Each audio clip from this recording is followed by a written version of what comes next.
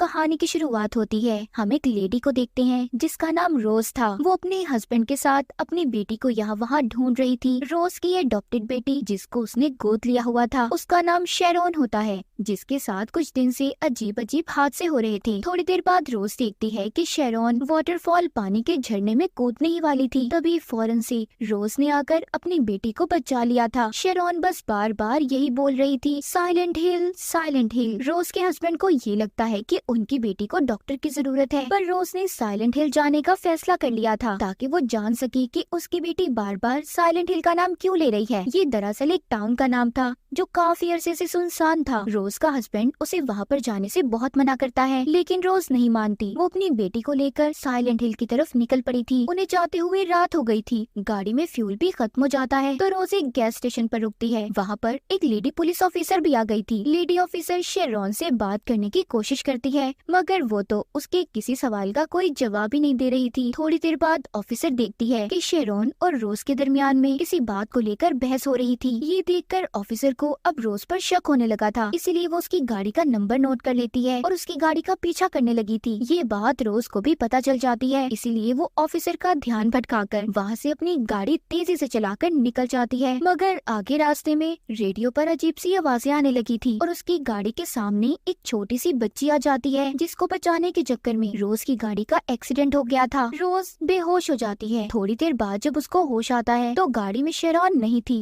रोज अपनी बेटी को ढूंढने लगती है, मगर हर तरफ फोग यानी धुंध और धुएं की वजह से वो उसे नहीं मिलती। रोज अपनी बेटी शेरोन को ढूंढते ढूंढते साइलेंट हिल के टाउन में पहुंच जाती है। उसे वहाँ पर अपनी बेटी जैसी एक बच्ची नजर आई थी। वो आवाजें देती है, उसके पीछे जा रही थी। अब भागते भागते वो सीढ़ियों के पास आ जाती है। रोज बेसमेंट में पहुंच गई थी। तभी एक सायरन बजता है और हर तरफ अंधेरा हो गया था। रोज अपना लाइटर जलाकर अंदर जाने लगती है। उसे फिर से वहाँ अपनी बेटी जैसी लड़की दिखाई दी थी। वहीं पर वो एक आदमी को देखती है जिसको फेंस बाड़ पर लटकाया हुआ था। उसकी अंतड़ियां बाहर निकली हुई थी। हैरानी की बात ये थी वो फिर भी जिंदा था। तभी वहाँ पर अजीब से दिखने वाले क्रिएचर्स आ गए थे जो किसी बच्चे की तरह थे। देखते ही देखते वहाँ पर और भी क्रिएचर्स आ जाते हैं जो रोज को पकड़ने की कोशिश कर रहे थे। रोज उनसे बचते बचाते एक कमरे में चली गई थी और गिरकर बेहोश हो जाती है। थोड़ी देर बाद वो सभी क्रिएचर्स जो रोज को पकड़ने आ रहे थे कुछ ही देर में गायब हो जाते हैं। कुछ वक्त के बाद रोज को भी होश आ गया था। वो दोबारा से टाउन में अपनी बेटी को ढूंढने लगती है। तभी उसके सामने गहरी खाई आ गई थी जो बिल्कुल टाउन के दरमियान में थी। जब रोज उस खाई में देख रही थी तो अचानक से उसके पीछे एक औरत आ जाती है। रोज अब उसको अपनी बेटी की तस्वीर दिखाकर उसके बारे में पूछती है जो उसने अपने लॉकेट में डाली हुई थी। अजीब बात ये थी कि वो औरत शेरोन को अपनी बेटी समझ रही थी और रोज से वो तस्वीर लेने की भी कोशिश करती है, लेकिन रोज उस औरत से डर जाती है और जैसे तैसे करके वहाँ से भाग गई थी। दूसरी तरफ हम रोज के हस्बैंड को देखते हैं जो रोज और अपनी बेटी की तस्वीर को लेकर उन्हें ढूंढ रहा था। इधर टाउन में रोज वापिस से अपनी गाड़ी के पास आ जाती है जहाँ पर उसे अपनी बेटी शेरोन की ड्राइंग मिली थी जो कि एक स्कूल की थी। तभी वहाँ पर पुलिस ऑफिसर भी आ जाती है जो अब तक रोज का पीछा कर रही थी। अब जब वो शेरोन को रोज के साथ नहीं देखती तो उसे लगता है कि रोज ने अपनी बेटी को मार दिया है या फिर उसके साथ कुछ गलत किया है, इसीलिए पुलिस ऑफिसर ने उसे गिरफ्तार कर लिया था।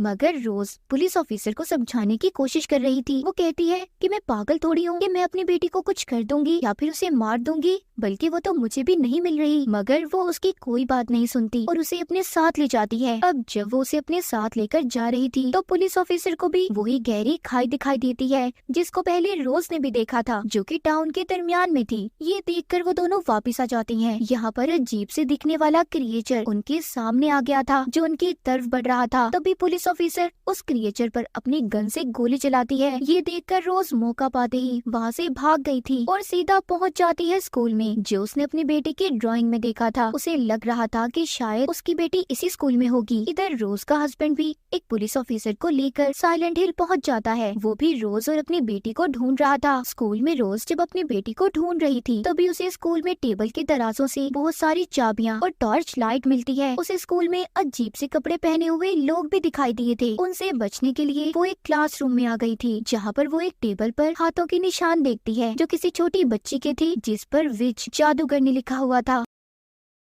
यहाँ पर हमें पता चलता है कि टेबल जिस बच्ची का था उसका नाम एलिसा था। वो बच्ची रोज को वहाँ पर नजर आ रही थी। वो उसका पीछा करती बाथरूम में आ जाती है और जब दरवाजा खोलती है तो उधर एक लाश थी जिसको तारों से पकड़कर लटकाया हुआ था। वहीं पर रोज को दीवार पर कुछ लिखा हुआ भी दिखाई देता है, जिसे पढ़कर वो उस लाश के मुंह से एक चिट निकालती है। जब वो बाहर जाने लगती है तो उधर उसे वही अजीब सूट वाले लोग दिखाई दिए थे, जिनसे डर कर रोज ने खुद को बाथरूम में ही बंद कर लिया था। अब वो लोग बाथरूम के दरवाजे को भी खोलने की कोशिश करते हैं। यहाँ पर हम देखते हैं कि उन लोगों के पास एक चिड़िया थी जिसको उन्होंने पिंजरे में रखा हुआ था। वो जोर जोर से बोलने लगती है, जिसकी आवाज को सुनकर वो वहाँ से चले गए थे। अब फिर से वहाँ पर एक सायरन बजता है। वो जगह जहाँ पर रोज थी सारी की सारी बदलने लगती है। दीवार पर से पेंट उतरने लगे थे। तभी रोज देखती है उधर बाथरूम में जो लाश थी वो भी जिंदा हो गई थी, जिससे डर कर रोज अब बाहर की तरफ भागती है। बाहर आकर वो फिर से वही अजीब से सूट पहने हुए लोग देखती है, जिनको वहाँ पर क्रिएचर्स जो बिल्कुल अजीब से कीड़े की तरह थे उन पर हमला कर देते हैं और उन्हें मार देते हैं। ये देखकर रोज बहुत ज्यादा डर जाती है। वो डर की वजह से नीचे गिर गई थी। जिधर वो अपने सामने एक आदमी को देखती है जिसने अपने चेहरे पर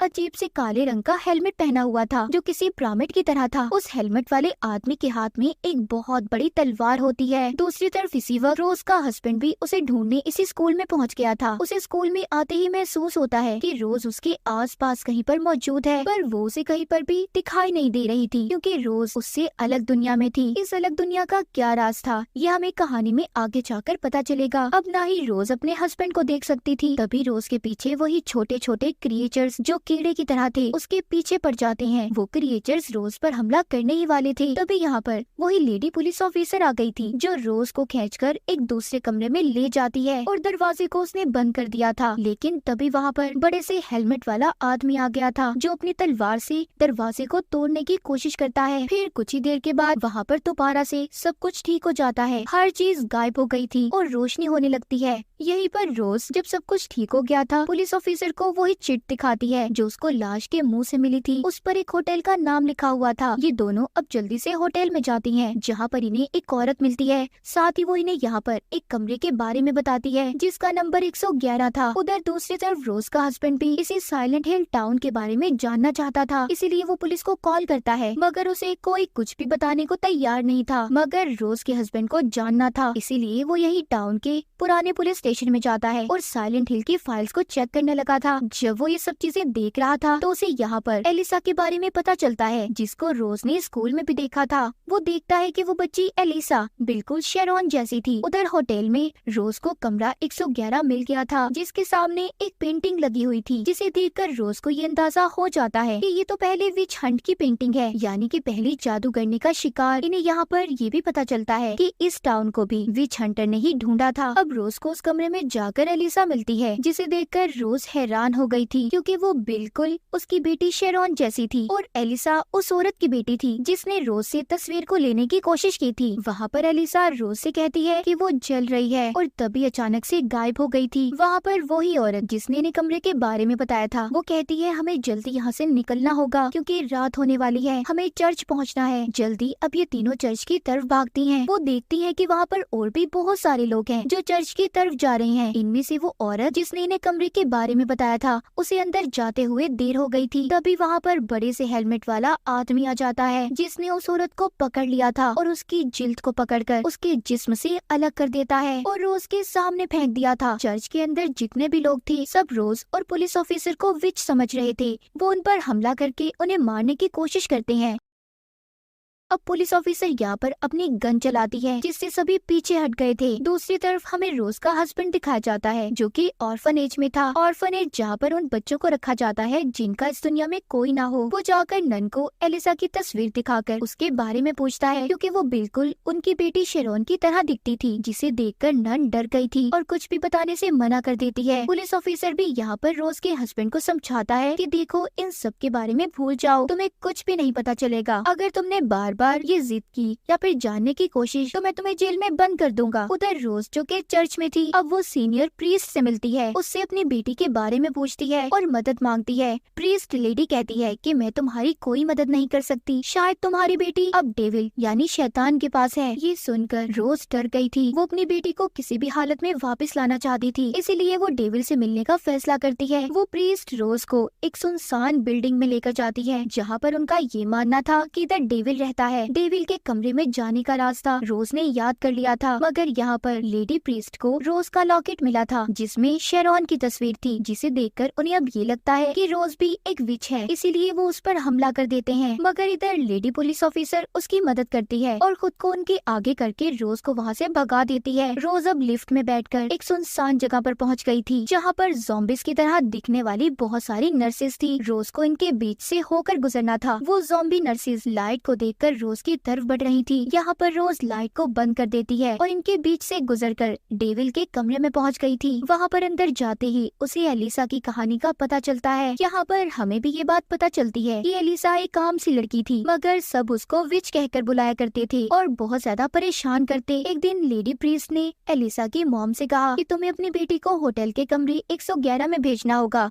जहाँ पर जाकर तुम्हारी बेटी बिल्कुल ठीक हो जाएगी और फिर कोई उसे विच भी नहीं बुलाएगा। प्रीस्ट के कहने पर एलिसा की मॉम ने उसे भेज दिया, मगर लेडी प्रीस्ट और उसके लोगों ने एलिसा को धोखे से जिंदा जला दिया, क्योंकि इनको लगता था कि एलिसा एक विच है। तभी वहाँ पर पुलिस भी आ गई थी, जिन्होंने एलिसा को बचा तो लिया था, पर वो पूरी तरह से जल चुकी थी। जिसके बाद एलिसा के दिल में सबके लिए बहुत ज्यादा नफरत पैदा हो गई। उसने डेविल से डील कर ली थी, यानी कि एक समझौता। उसने अपनी आत्मा को डेविल के हवाले कर दिया। लेडी प्रीस्ट और उसके लोगों को एक अलग ही दुनिया में फंसा दिया था, जहाँ से अब वो ना तो कभी बाहर जा सकते थे और ना ही मर सकते थे। और इसी दुनिया में रोज भी कैद हो गई थी। अब इस दुनिया में एलिसा रोज को बताती है कि शेरॉन तुम्हारी बेटी मेरी ही अच्छी साइड है, जो मेरे मरने के बाद पैदा हुई, जिसको ऑर्फनेज के बाहर रखकर कोई चला गया। एलिसा बताती है कि अब तुम्हारी बेटी की जान खतरे में है। वो लेडी प्रीस्ट को मिल गई है, जो उसे मेरी तरह ही जलाने चर्च में लेकर गई है, क्योंकि उसे लगता है कि मैं जिंदा हो गई हूँ। तुम्हें अपनी बेटी को बचाना होगा। और अब एलिसा रोज के अंदर चली जाती है, ये कहकर कि तुम्हें वहाँ जाकर सब कुछ सच बताना है, जो भी तुम मेरे बारे में जान चुकी हो। उधर चर्च में लेडी प्रीस्ट सबसे ये कह रही थी कि शेरॉन को अगर हम जला देंगे तो दुनिया से बुराई खत्म हो जाएगी। जिसके बाद वहाँ के लोग सबसे पहले लेडी पुलिस ऑफिसर को जिंदा जला देते हैं और फिर शेरॉन को जलाने ही वाले थे। तभी उधर रोज आ जाती है, जो सबको ये बता रही थी कि लेडी प्रीस्ट ने एक मासूम बच्ची को जलाया था, जिस वजह से तुम आज काली दुनिया में कैद हो। मगर रोज की बातों पर कोई यकीन नहीं करता और लेडी प्रीस्ट भी गुस्से में रोज को चाकू मार देती है। जैसे ही उसका खून निकलने लगता है, उसके अंदर से एलिसा बाहर आ गई थी और साथ ही उसका जला हुआ रूप भी आ जाता है। तभी यहाँ पर तेज धार तारे सभी को मारने लगती हैं। प्रीस्ट को भी उन तारों ने मार दिया था। रोज अपनी बेटी को बचाकर कोने में बैठ गई थी और उससे उसकी आंखें बंद करने का कहती है, पर शेरॉन ने गलती से एलिसा को देख लिया था, जो अब डेविल बन चुकी थी, मतलब एक शैतान में बदल गई थी। जिसके बाद डेविल एलिसा शेरॉन के अंदर चली जाती है। अब दोबारा से एलिसा की अच्छी और बुरी साइड एक साथ हो गई थी। इसके बाद रोज अब अपनी बेटी को लेकर वहाँ से निकल गई थी। रोज को लग रहा था कि सब कुछ ठीक हो चुका है।